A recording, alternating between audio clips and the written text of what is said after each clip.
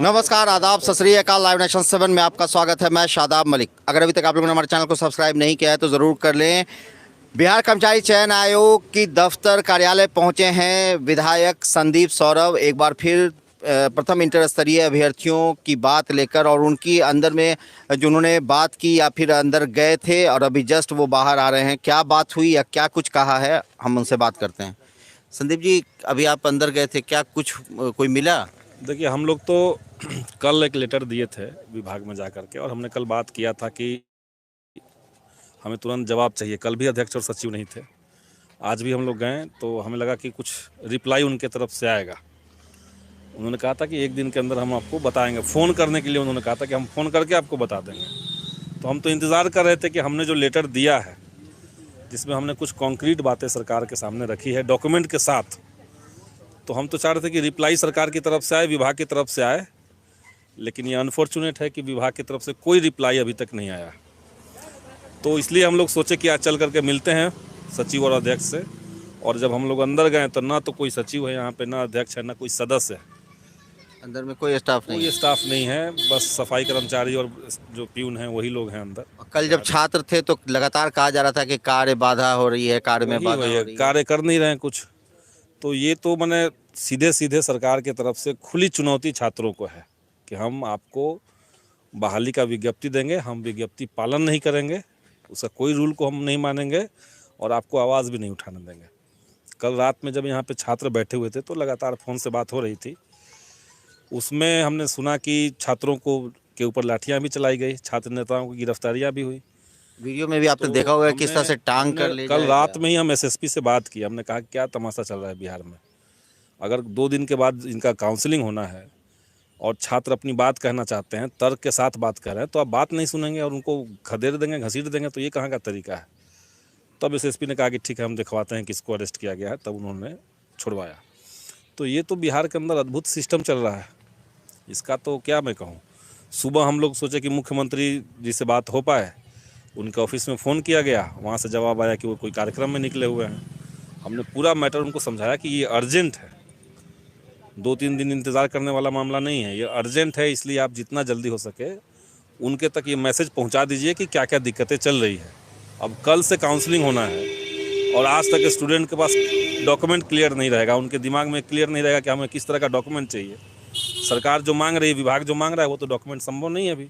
हम तो 2014 में जाकर के डॉक्यूमेंट नहीं बना सकते अभी। तो ये विभाग का कहिए कि लापरवाही है, असंवेदनशीलता है और ये भ्रष्ट आचरण है। इसके माध्यम से संभव है कि उनकी पूरी तैयारी इस बात के लिए हो कि सीटों को खाली छोड़ दिया जाए या सीटों को बेच दिया जाए। और अभी जो माहौल है, जिस तरह का ये शर्त रख दिया गया है, उसके बाद तो ये साफ लग रहा है कि अब अगर छात्र अगर अदालत में जाते हैं तो मामला तो इनको चाहिए कि एक बार में ही ये घोषित कर दें कि हम विज्ञप्ति निकाले हैं, इसका एक कतई मतलब नहीं है कि हम बहाली ले लेंगे। सरकार अपने नीतियों में इस बात को कह देना तो छात्र परेशान भी नहीं होंगे। क्यों ठंड में लोग यहाँ रात भर जगेगा। आप कह दीजिए कि हम विज्ञप्ति निकाल रहे हैं, इसका मतलब ये नहीं कि बहाली हो जाएगा। ये तो बहाली नहीं लेने का बहाना है कि आप 14 के पहले का डॉक्यूमेंट मांग रहे हैं।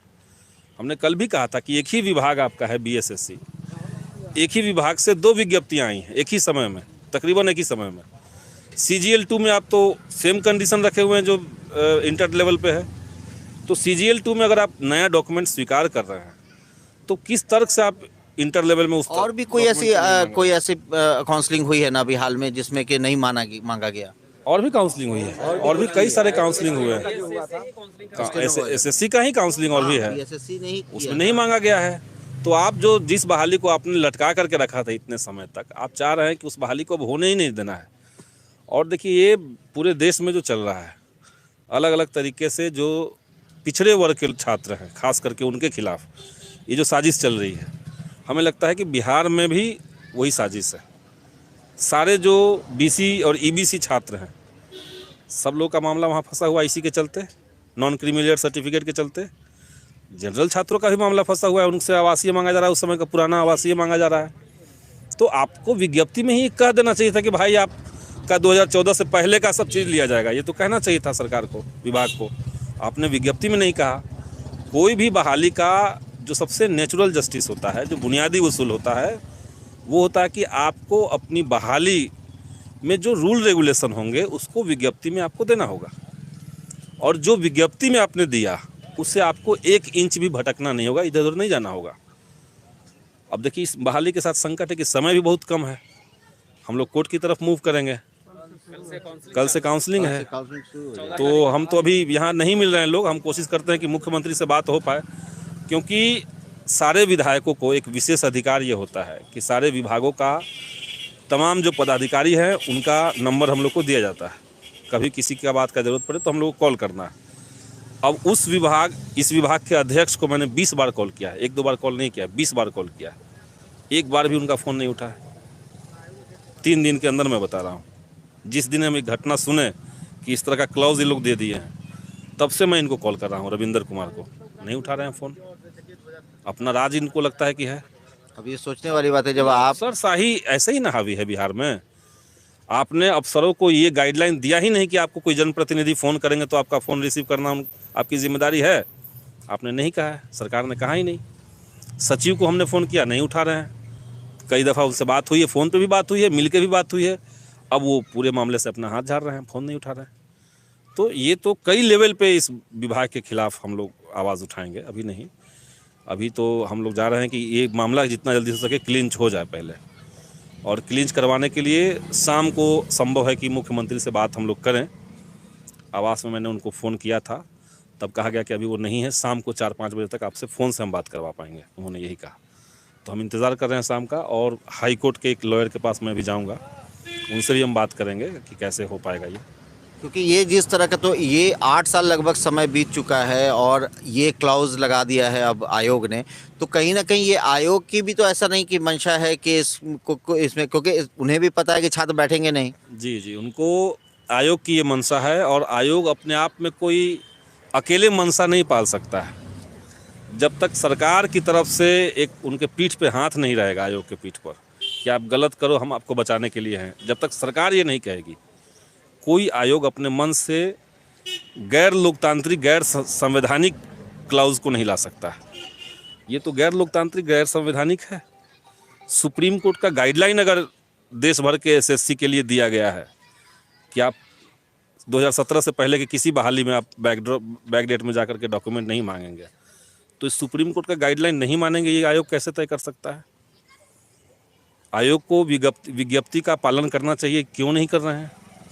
तमाम मसले हैं यहाँ पे।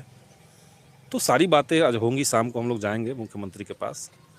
अगर फेस टू फेस बात हो पाए तो ज़्यादा अच्छा है। ये भी एक बड़ी बात है कि जिस तरह से जब छात्र बैठे थे, शांतिपूर्वक धरना प्रदर्शन कर रहे थे, और रात में जब देर रात 9 साढ़े 9 बजे का समय था, जब पुलिस अंदर घुसी और उसके बाद लाल जैकेट वाले को टारगेट किया गया, दिलीप की मैं बात कर रहा हूँ, उन्हें बोलने से भी रोका गया कि तुम, मतलब वहाँ पर एक तरह से डिस्प्यूट पैदा करने की कोशिश सरकार ने की, कि एडमिनिस्ट्रेशन ने किया कि तुम तो एप्लीकेंट नहीं हो, तुम भड़का रहे हो, इस तरह की बात थी। और फिर जिस तरह से ले जाया गया, पुलिस जिस तरह से टांग कर ले गई है, रास्ते में भी 1-2 छात्र की पिटाई कर दी गई, पटक कर मारा गया, तो ये सब किस तरह के पुलिस प्रशासन? देखिए, ये तो बिहार में हम देख रहे हैं कि लंबे समय से चल रहा है, और बिहार में नहीं बल्कि देश के लेवल पे इसको हम देखते हैं। चूँकि हमने देखा है कि देश में जहाँ कहीं भी आंदोलन करने का स्कोप था, लोकतंत्र में विरोध की आवाज़ों का सम्मान देना ये बहुत ज़रूरी होता है। असहमतियों का सम्मान करना ये लोकतंत्र का बुनियादी उसूल है। अगर छात्र का किसी बात से विरोध था तो अधिकारी मिलने नहीं आए, कोई भी ये नहीं हुआ कि अध्यक्ष आकर के बाहर इनसे मिले, इनसे बात करे, ये तो नहीं हुआ कभी। अलबत्ता ये हो गया कि भाई पुलिस जो हैं वो आ जाएंगे और छात्रों को घसीटते हुए यहाँ से ले जाएंगे। तो यही तो दिखा रहा है कि छात्रों के प्रति सरकार का रवैया किस तरह का है। सरकार आखिर अपने ही युवाओं के भविष्य के ऊपर उनकी कितनी संवेदनशीलता दिख रही है। और कल दिन भर कोई नहीं आया, आज जबकि अध्यक्ष और सचिव आए थे, छात्र भी यहाँ पर मौजूद थे, मगर कोई बात, जबकि मैंने कल ही सूचना दिया था कि अगर हमें रिप्लाई नहीं आया तो हम कल फिर आएंगे। तो अध्यक्ष सचिव को हमारा जो मांग था, हमने जो मांग रखी थी उनके सामने, उन मांगों पर या तो उनको रिप्लाई करना चाहिए था, फ़ोन करना चाहिए था, या यहाँ किसी को बता के जाना चाहिए था कि हम नहीं हैं, उनका ये लेटर है, उनका लेटर पे आप इस तरह से रिस्पॉन्ड कीजिएगा। आप मत मानिए, लेकिन रिस्पॉन्ड तो करेंगे ना आप। हमने एक तर्क दिया, आप उस तर्क को काटेंगे ना, ये भी नहीं हो रहा है। तो ये तो बिहार में अफसरशाहियों का इतना ज़्यादा तांडव चल रहा है हर विभाग में हम देख रहे हैं। हर विभाग में अफसरों को लगता है कि अब बिहार के अंदर लोकतंत्र में और कुछ है नहीं, वही पहली और आखिरी पायदान वही बचे हुए हैं। ये तो गड़बड़ चीज़ है। बिल्कुल गड़बड़ है। और एक सवाल और मैं पूछना चाहूँगा कि अंत में कि आप तो खैर लगातार इस मुद्दे को उठा रहे हैं, आप आयोग भी आ रहे हैं, मगर आपको अब क्या लग रहा है कि जिस तरह से ये आप भी आ रहे हैं, मिल रहे हैं, बात भी हुई है, अभ्यर्थी भी लगातार आवाज़ उठा रहे हैं, मगर बावजूद इसके क्या दिख क्या रहा है? देखिए, लड़ाई तो लंबी है। ये हम लोग जो आवाज़ उठा रहे हैं वो सिर्फ कोई एक बहाली तक का नहीं मामला है। अलग अलग बहालियों में हमने आवाज़ उठाई है और सारी बहालियों को जोड़ करके भी कलेक्टिवली हमने कुछ प्रपोजल सरकार को दिए थे। अगर पिछला बजट सत्र में आपने सदन के अंदर जो मैंने बात रखी थी उसको अगर आप देखें तो हमने अलग अलग बहालियों को मिला करके कलेक्टिव डिमांड कहिए कि हमने सरकार के सामने रखा था। एसएससी की बहाली में अर्जेंसी इसलिए है क्योंकि काउंसलिंग का डेट आ चुका है और बहुत लंबी प्रक्रिया तो है ही, काउंसलिंग का चूँकि डेट आ चुका है और इसलिए इसका तत्काल समाधान की मांग हम लोग कर रहे हैं। कई एक बहाली है जिसमें विज्ञप्ति का कोई पालन नहीं हो रहा है।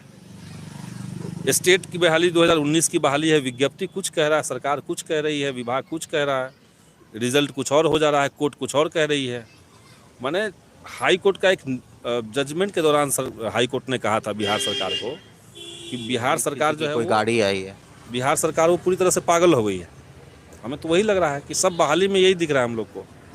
अब गाड़ी आ गई है तो गाड़ी किसकी है, कौन है जी, अध्यक्ष नहीं है। हाँ, तो अभी हम लोग देख रहे हैं क्या कर सकते हैं। अभी हम हैं यहाँ, अभी आप हैं यहाँ, तो आपने तो हम आपसे कुछ देर बात करना चाहेंगे थोड़ी देर। और कि एक मुद्दा ये है कि बिहार में जिस तरह से बेरोज़गारी बढ़ रही है हर तरफ, अगर हम बात बीटीएससी की करें, आपको पता है कि बीटीएससी में भी जूनियर इंजीनियर की बहाली हुई थी, बहाली नहीं हुई थी, काउंसलिंग हुआ था और उसके बाद उसका कोई नोटिफिकेशन नहीं आया है। एसटीईटी का मामला अपनी जगह पर है ही है। बीएसएससी में ही एक और मामला है उर्दू अनुवादक का मामला भी है कि मेंस हो गया, रिजल्ट नहीं आ रहा है। तो ऐसे ऐसे कई मुद्दे हैं जो बिहार में लगातार अटके हुए हैं। और बीपीएसएससी की अगर हम बात करें, जो दरोगा की बहाली करता है, तो उस पर भी लगातार एक तरह से आरोप लगता रहा है कि निष्पक्ष परीक्षा होती है, या कहा जाए कि परीक्षा में क्वेश्चन पेपर लीक होती है। तो ये सारे इतने बड़े बड़े मुद्दे हैं, छात्र में रोज धीरे धीरे बढ़ रहा है। तो क्या लगता है कि आने वाले दिनों में ये कोई छात्रों के द्वारा के हित में कुछ होगा? देखिए, हमें तो यही लग रहा है कि जैसे देश में किसानों ने क्रांति किया, सरकार नहीं मान रही थी, सरकार नहीं हिल रही थी, लेकिन तब भी किसान जो थे वो डटे रहे और उन्होंने अपनी बात मनवा ली सरकार से। हमें लग रहा है कि सरकार बिहार के अंदर भी नौजवानों को उस तरह का एक आंदोलन में जाना पड़ेगा। मामला 19 लाख रोजगार का भर नहीं है, रोजगार तो है, भले नीतीश बाबू ये कह रहे हो कि रोजगार कहाँ पे है, वैकेंसी कहाँ पे, हमको बताइए। तमाम विभागों में रोजगार के पद खाली पड़े हुए हैं, वो एक बात है। जो बहालियाँ निकल चुकी है, जिसकी विज्ञप्ति जारी हो चुकी है, उस बहाली को अगर लटकाया जा रहा है तो उसका सीधा मतलब है कि सरकार की कोई इच्छा नहीं है वो युवाओं के भविष्य को बेहतर दिशा में ले जा सके। तो युवा दिवस के दिन हम लोग देख ही रहे हैं कि तमाम सारे सरकारी आयोजन हो रहे थे, विधानसभा के अंदर भी आयोजन हुआ। हमने कहा वहाँ पे कि आप लोग युवा दिवस मना रहे हैं, लेकिन रोजगार और शिक्षा जो युवाओं का दो मूलभूत ज़रूरत है, तो उस पर तो एक शब्द नहीं बोला गया। युवा के नाम पे विवेकानंद का पूजा चल रहा है, भाजपा का प्रोपेगेंडा चल रहा है, उसमें यही चल रहा है। युवाओं का जो असल सवाल है कि बिहार के अंदर बहालियाँ क्यों इतनी अपारदर्शी हैं, पारदर्शिता उसके अंदर क्यों नहीं है, क्यों नहीं सरकार हर विभाग की बहाली से पहले एक डेडलाइन की घोषणा करवा रही है। विभाग कहे कि हमने बहाली निकाला है, 2 साल के अंदर हम पूरा कर लेंगे, ये भी तो नहीं कर रहा है विभाग कहीं पे भी। तो ये तमाम सारे सवाल हैं। हमें लगता है कि छात्रों को अलग अलग बहालियों के जो छात्र हैं उनको एक प्लेटफॉर्म पे आकर के कोई एक लंबा आंदोलन बिहार के अंदर करने का स्कोप निकालना चाहिए। ये सच बात है कि बिहार के अंदर आज के डेट में चूँकि एनडीए की सरकार है और एनडीए का एक खास रूल रेगुलेशन का एक खास तरीका उनका होता है कि वो प्रोटेस्ट नहीं चाहते हैं। जहाँ भी आपको एनडीए मिलेगी सरकार, वो वहाँ वो प्रोटेस्ट का परमिशन नहीं देते हैं। दिल्ली में आप देखिए ना कि 3-4 साल से जंतर मंतर पे जो प्रोटेस्ट का जगह था, जहाँ पे हम लोग 10 साल प्रोटेस्ट किए हैं, आंदोलन किए हैं, धरना पे बैठे हैं, अनिश्चितकालीन भूख हड़ताल किए हैं, उस जगह को ख़त्म कर दिया सरकार ने। कहीं नहीं जगह है। विधानसभा में भी जो विधानसभा के पास विधानसभा आप देखिए, जहाँ पे जगह दिया गया है वो पिंजरा बना दिया है। महिलाएं वहाँ पे आंदोलन में आएंगी, उनको अगर बाथरूम जाना हो तो कहाँ जाएंगे? कोई इसका इंतज़ाम नहीं है। अगर किसी तरह की भगदड़ की स्थिति बन गई तो लोग कहाँ जाएंगे? तो पिंजरा बना हुआ चारों तरफ से, आपने रेल जैसे जेल खाना बना दिया है आंदोलन करने के लिए। एक इलाके में आप पड़े रहिए ना, वहाँ पे आम लोगों को जाने दिया जाता है। तो आंदोलन लोग इसलिए करते हैं ताकि हमारी आवाज़ सरकार तक जाए, हमारी आवाज़ आम जनता तक जाए, हमारे मुद्दों को लोग समझे, उस पर लोग समर्थन दें। तो आंदोलन के हर संभावना को काटा जा रहा है। यहाँ भी कल भी सिटी मजिस्ट्रेट भी ये बात बोल रहे थे कि यहाँ धरना प्रदर्शन मत करिए, गर्दनी बाग में जगह बना दी गई है, मतलब चारों तरफ उसमें हाँ, गेट वो लगा हुआ पिंजरा है है, वो असल कि में आपको जगह नहीं, वो जब पिंजरा जरूरत है। पड़ी तो चारों तरफ का दरवाजा बंद कर दिया जाएगा और उसके बाद बस अपना- कुटाई वहीं पे हो जाएगी। वहाँ पे पुलिस अपना रूप दिखा हाँ हाँ, वो तो होता ही रहा है। गर्दनी बाग में परमिशन लिए हुए छात्रों पर लाठियाँ नहीं चली है क्या? जो लोग गर्दनी बाग में परमिशन ले लिए हैं कि हमको आंदोलन करना है, वो वहाँ आंदोलन करे तो उनके ऊपर लाठियाँ नहीं चली है? चली। तो ये सीधे सीधे बिहार, जिसको लोग कहते हैं कि दुनिया में सबसे पहला लोकतंत्र का जन्म बिहार के अंदर हुआ, पहला गणराज्य जहाँ पे स्थापित हुआ, उस राज्य के भीतर जहाँ पे तमाम जो नेता हमारे हैं वो जेपी और लोहिया की बात कहते हैं, अपने आप को लोहियावादी कहते हैं, समाजवादी कहते हैं। आज देखिए इनकी क्या स्थिति है। आज अगर हम बात करें कि जितने भी नेता हैं, चाहे इवन के मुख्यमंत्री नीतीश कुमार भी उसी छात्र राजनीति की ही उपज हैं कि आज मुख्यमंत्री हैं सूबे के, और छात्रों को लगातार यहाँ देखा जाए तो नज़रअंदाज किया जा रहा है। यही बात है, उनको लग रहा है कि हम छात्र राजनीति से मुख्यमंत्री तक गए, अब हम उस दरवाजे से निकल चुके हैं और उस दरवाज़ा बंद रहना चाहिए। दूसरा कोई छात्र आंदोलन करेगा तो उसको रात में घसीट करके हम थाने में ले जाएंगे, पीटेंगे उसको। अगर कोई सरकार के खिलाफ आवाज़ उठाएगा तो उस पर लेबल लगा दें कि ये देशद्रोही है। ये तो चल ही रहा है देश भर में, उसी के खिलाफ तो हम लोग को लड़ना है। तो क्या लगता है कि ये लड़ाई अभी चलेगी? लड़ाई चलेगी, लंबी लड़ाई चलेगी। युवाओं को अधिकार छीनना है तो अभी का जो निज़ाम है, अभी की जो सरकार है, वो इतनी आसानी से मानने वाले नहीं है। प्रधानमंत्री कह रहे थे ना कि हमारी तपस्या में कोई कमी रह गई। अब किसान वहाँ से चले गए और प्रधानमंत्री की तपस्या क्या क्या थी वो लोगों को वहाँ दिख रहा है। जो बैरिकेड सरकार ने लगाया था, जो कांटे सरकार ने बोए थे, जो गड्ढे खोद दिए थे, उसको मेंटेन करने में, उसको ठीक करने में 3 से 4 दिन लगेंगे। किसान तो 1 दिन में चले गए, आज भी वो रोड जाम है। तो प्रतिरोध का जो आवाज़ है वो छात्र आंदोलन को और मजबूत करना पड़ेगा, बिहार के अंदर भी करना पड़ेगा, और उन तमाम मांगों में हम तो हैं ही, साथ में हम रहेंगे। एक सवाल मैं एक पूछना चाहता हूँ कि बिहार की राजनीति जिस तरह से हो रही है, देश की तो अपनी जगह पर है ही है, मगर अगर हम बिहार की बात करें तो बिहार की राजनीति जिस तरह से हो रही है, तो ऐसा नहीं लगता है कि जो मेन मुद्दा है उसको भटका दिया गया है, अलग अलग चीज़ों में उलझा दिया गया है? शराब का, जिसमें एक मुद्दा भी बहुत बड़ा मुद्दा है कि पुलिस भी अभी उसमें इस तरह से शराब की बोतल को चीफ सेक्रेटरी और डीजीपी ढूंढ रहे हैं। तो क्या लगता है कि भटकाव की कुछ खास सोच समझ की वजह से है? देखिए, बिहार में तो ये अभी हाल के दिनों में दिख रहा है कि शराबबंदी जो है वो एक जाल है, वो ट्रैप है। सरकार का एक ट्रैप था कि हमारी सारी नाकामियां जो हैं वो शराबबंदी के कानून ला देने से ढक जाएगी। इस ट्रैप को सरकार ने रचा और विपक्ष की तरफ से कई सारे मुद्दे उठाए जाते हैं, लेकिन अधिकांश जो बवाल होता है बिहार के अंदर, और मीडिया में भी इसको खास तवज्जो दी जाती है इस मुद्दे को। जहाँ भी कहीं शराब की बोतल मिल गई उसके पीछे मीडिया के लोग भी दौड़ते हैं, विपक्ष भी दौड़ता है कि क्यों मिली। तो सरकार बाकी काम को छोड़ करके शराबबंदी को कैसे और मजबूती से लागू कर दें, इसी के पीछे सरकार के तमाम दावे हैं और काम करने का उनका तरीका भी है। हमें लगता है कि बिहार में मुद्दे जो हैं वो भटकाए जा रहे हैं, और बिहार में नहीं, बिहार कोई टापू नहीं है, देश का एक राज्य बिहार है। केंद्र सरकार जो है वो बिहार के भी पॉलिटिक्स को, बिहार के भी नीतियों को तय कर रही है। जैसे एग्जाम्पल के लीजिए, आप उत्तर प्रदेश में चुनाव हो रहा है, अभी हाल फिलहाल में उत्तर प्रदेश की जनता किस पीड़ा से गुजरी है। वहाँ के युवा जो हैं, 69,000 टीचर की बहाली में कितनी बार लाठियाँ खाए हैं लोग, उसमें जो धांधली हुई है, बड़े पैमाने पर धांधली है, ये सब बात नहीं हो रहा है। कैसे उत्तर प्रदेश की नदियों में लाशें तैर रही थी कोरोना के समय में, इस पे बात नहीं हो रही। सरकार ने कहा कि हम रोज़गार देंगे, 25 लाख बहालियाँ खाली हैं, कोई रोज़गार उत्तर प्रदेश में नहीं मिला। अब बात क्या हो रही है उत्तर प्रदेश में कि विश्व गौरव की तरफ उत्तर प्रदेश बढ़ रहा है। क्यों भाई?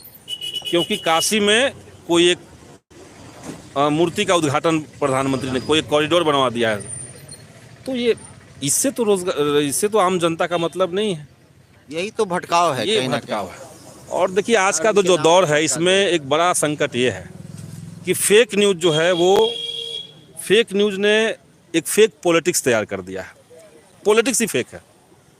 फेक न्यूज़ का इतना सर्कुलेशन हो चुका है कि एक फेक पॉलिटिक्स तैयार हो गया है और एक फर्जी किस्म का राजनीतिक वातावरण बना हुआ है, जिसमें तमाम लोगों को एक ऐसे मुद्दों पे ले जाया जाता है जो असल में मुद्दा एग्जिस्ट ही नहीं कर रहा है। एक फेक प्रोपेगेंडा से बना हुआ एक ऐसा चिंता है जिसकी तरफ जनता को धकेला जा रहा है। चिंता पहले बनाया जाता है कि हिंदू खतरे में है या जो भी, अब उसकी तरफ जनता को पुश किया जा रहा है और जनता के जो असल मुद्दे हैं वो छूट जा रहे हैं पीछे। तो ये नेशनल फिनोमिनन है। बिहार में थोड़ा कम है, मैं मानता हूँ बिहार में थोड़ा तब भी कम है। उत्तर प्रदेश के चुनाव में लोग कोशिश करके देख ले कि रोजगार वहाँ मुद्दा बनता है कि नहीं बनता है। नहीं बनेगा। बिहार के युवाओं ने, बिहार की विपक्षी पार्टियों ने, हम सब लोगों ने मिलकर के पिछले विधानसभा चुनाव में जनता के मुद्दों को हमने सामने ला दिया था। कई मुद्दे पेंडिंग पड़ी। यही वजह था कि फिर एनडीए ने भी कहा वादा 19 किया 19 बिल्कुल लाख का, भले बिल्कुल। ही 19 लाख कहाँ गया। हाँ। लेकिन अभी जो बिहार कर्मचारी चयन आयोग का ये मामला है, आप उठा रहे हैं, तो बहरहाल ये जो कुछ कल घटना घटी सरकार के नज़र में भी आई होगी, इवन कि मुख्यमंत्री नीतीश कुमार को भी शायद ये बात पता ज़रूर चली होगी, चाहे जिस भी जरिए से पता चलना चाहिए, पता तो चलना ही चाहिए उनको। अगर नहीं चल रहा है तो समझिए कि नीतीश कुमार का पूरा ऑफिस जो है वो निकम्मा है। अगर नीतीश कुमार के कार्यालय में फ़ोन किया जा रहा है, अगर सोशल मीडिया में उनको टैग करके हम लिख रहे हैं बातों को, हमने तर्क दिया, हमने कहा कि एक ही बहाली है, एक ही विभाग के 2 अलग अलग बहाली है, इसमें दोनों का अलग अलग इतना कैसे हो रहा है सब चीज़। नीतीश कुमार को हमने टैग किया, उनके सोशल मीडिया के पूरे टीम उनके पास होगी, तो उनको तो पता चलना चाहिए कि क्या मामला चल रहा है। तो सरकार को सब पता है, लेकिन सरकार की प्रायोरिटी में हमें लगता है कि स्टूडेंट्स नहीं है। चलिए, बहुत बहुत धन्यवाद। ये हमारे साथ संदीप सौरभ माले विधायक हैं और इन्होंने लगातार छात्रों का मुद्दा उठाया है। खासकर अगर हम बात करें बिहार कर्मचारी चयन आयोग की, तो ये लगातार आयोग आते भी रहे हैं, अध्यक्ष सचिव से मिलने की कोशिश भी की है, मुलाकात भी पहले हो चुकी है इनकी। बहरहाल आप लाइव थे, हमने आपको सीधा दिखाया और ये सीधा प्रसारण हम कर रहे थे बिहार कर्मचारी चयन आयोग के बाहर से। वो संदीप सौरभ अभी यहाँ मौजूद हैं। इनका कहना है कि वो कोशिश करेंगे कि उनकी मुलाकात सचिव और अध्यक्ष से हो पाए। बहरहाल आप बने रहे हमारे साथ, देखते रहे हमारा वीडियो। अगर आपको हमारा वीडियो पसंद आता है तो हमारे चैनल को ज़रूर सब्सक्राइब करें। फेसबुक के जरिए देख रहे हैं तो पेज लाइक करें, साथ ही ट्विटर हैंडल पर हमें फॉलो ज़रूर करें। धन्यवाद।